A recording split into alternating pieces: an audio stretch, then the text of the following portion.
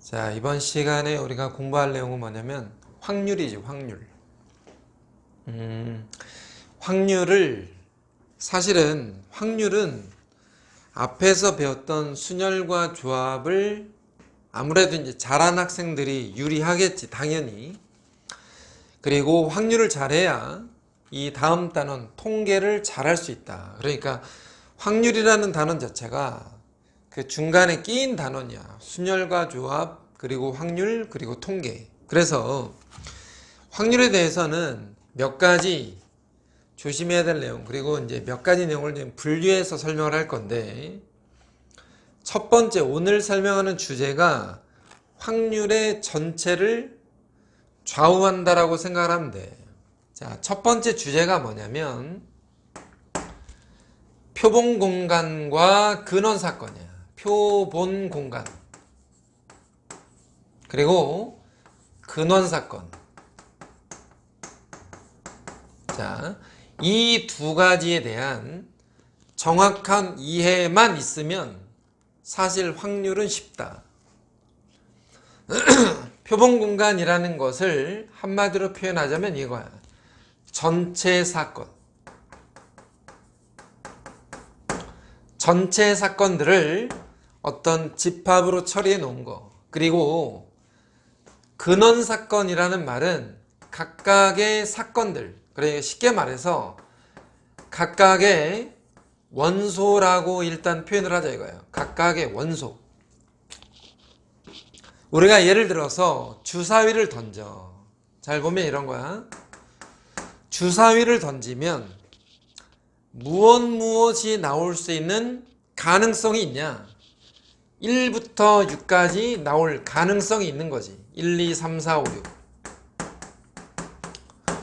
우리는 얘네들을 전체 경우의 수라고 표현하고, 이것을 보통 집합으로 나타냈을 때 이 집합을 표본 공간이라고 얘기하는 거예요. 표본 공간. 그리고 이 하나하나를 근원 사건이다 이렇게 말하는 거지. 하나하나를 근원 사건. 그러니까 어떤 사건이 벌어질 때, 어떤 확률을 계산할 때 기본적으로 표본 공간은 무엇인지, 다시 말해서 전체 경우가 무엇인지, 그리고 각각의 사건들은 어떻게 변화되는지를 관찰한다 이거야.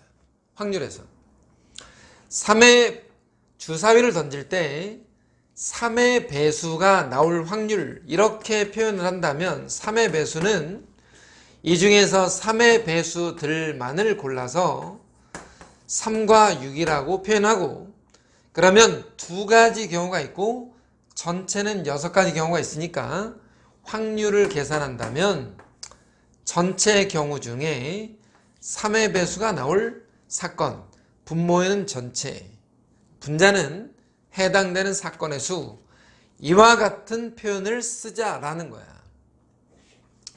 자, A라는 사건이 있어. A 사건. 그러면 이 A 사건에 대해서 우리가 확률을 계산할 건데, 그 확률을 편의상 PA라고 하자 이거야.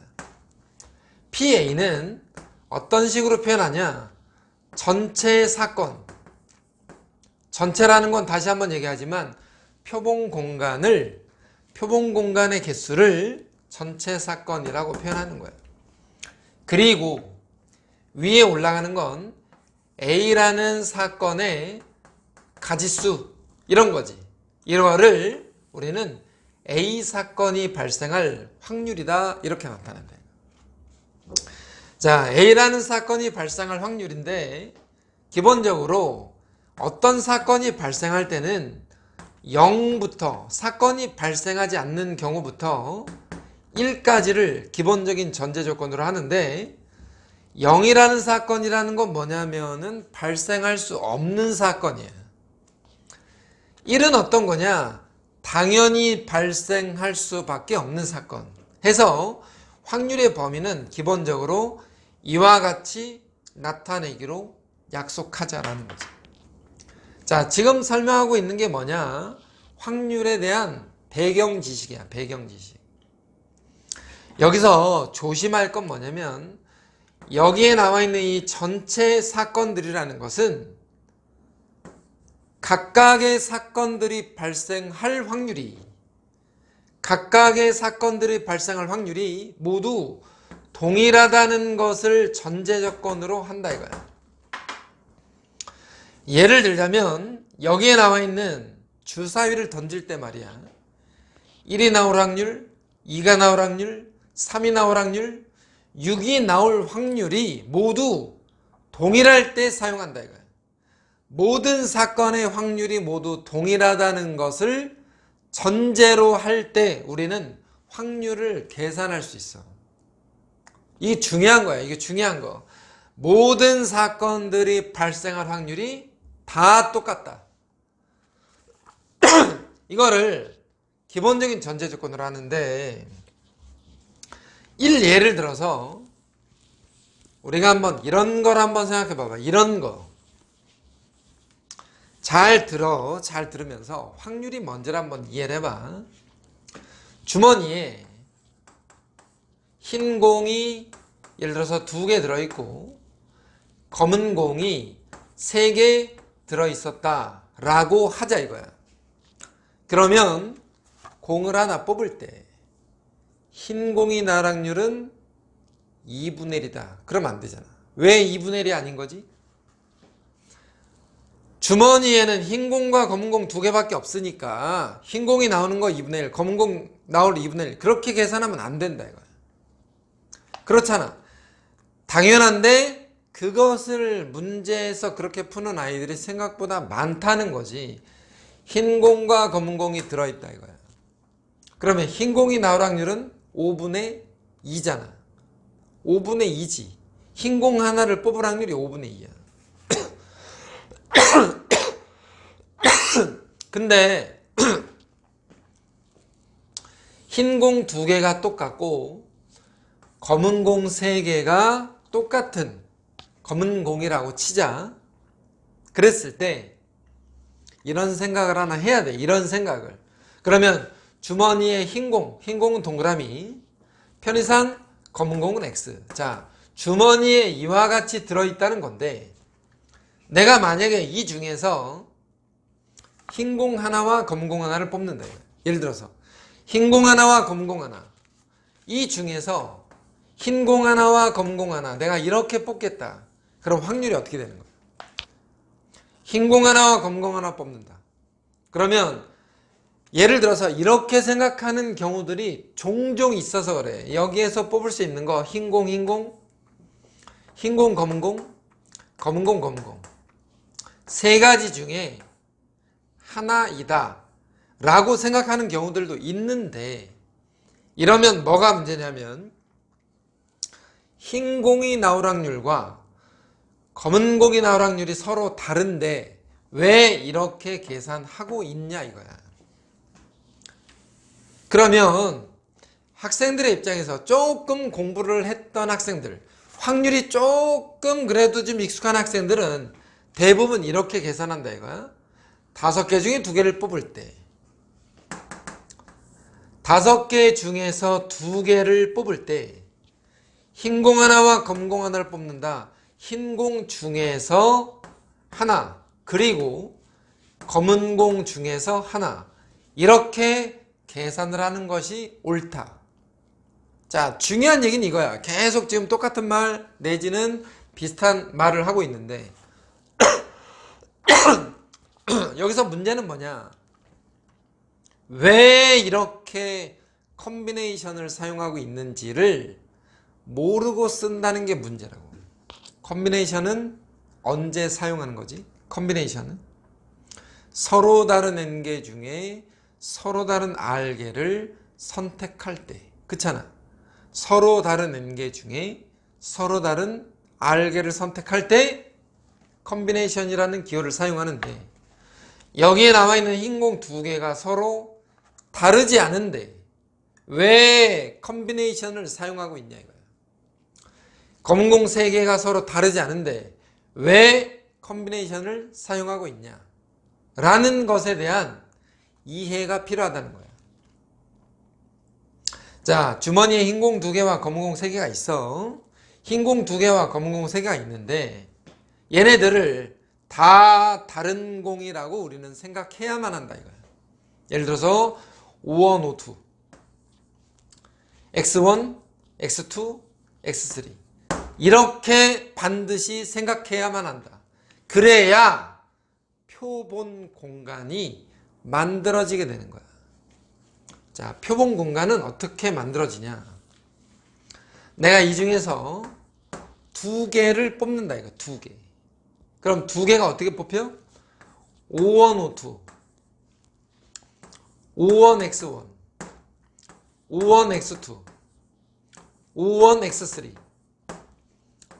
O2, X1, O2, X2, O2, X3, X1, X2, X1, X3, X2, X3 이렇게 원소의 개수가 10개인 집합으로 만들어진다 이거. 2개씩 뽑았다 이거. 2개씩 2개씩 이렇게 뽑았어.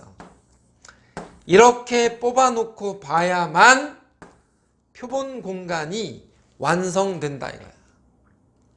다 다른 공이라고 생각하고 이 중에 2개를 뽑는 모든 경우를 따져서 표본 공간이 10개 만들어진다. 이 10개가 뭐야? 이 10개가 O 컴비네이션 2야. O 컴비네이션 2 10개. 그러면 이 10개의 확률은 모두 10분의 1인 거지. 각각의 사건들의 확률이 모두 동일하다라는 전제 조건. 표본 공간은 각각의 사건들의 확률이 모두 같아야만 우리는 확률을 계산할 수 있다는 거.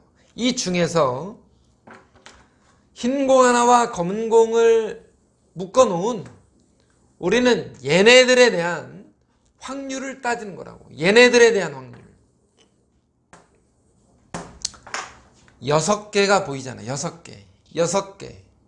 그래서 전체 경우 10가지, 해당되는 경우는 6가지 라고 하는 거야. 확률에 대한 계산을 할 때 반드시 표본 공간, 그렇지? 표본 공간을 내가 어떻게 설정하느냐, 이게 가장 중요하고, 각각의 사건들에 대해서 우리는 근원 사건이다 이렇게 표현하는 거라.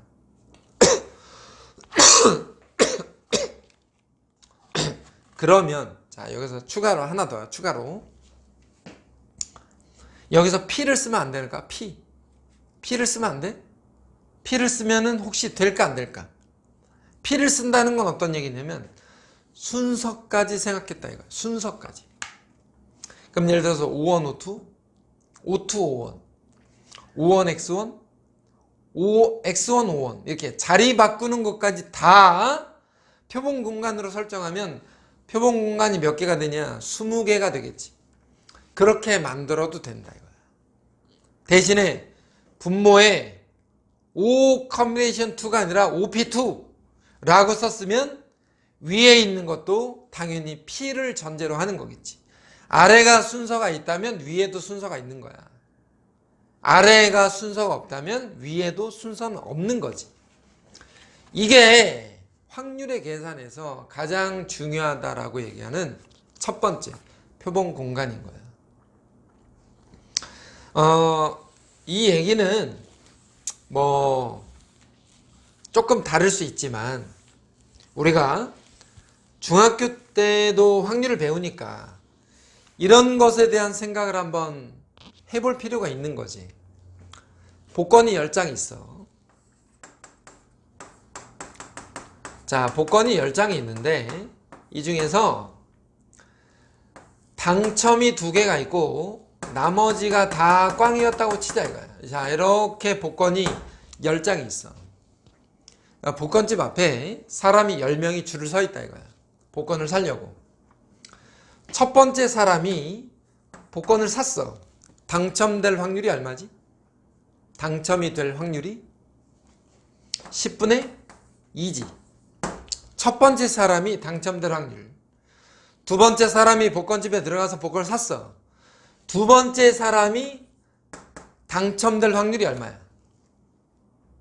이거를 9분의 1이라고 생각하는 학생들, 9분의 1이다 라고 생각하는 학생들은 빨리 생각을 고쳐 먹어야 돼.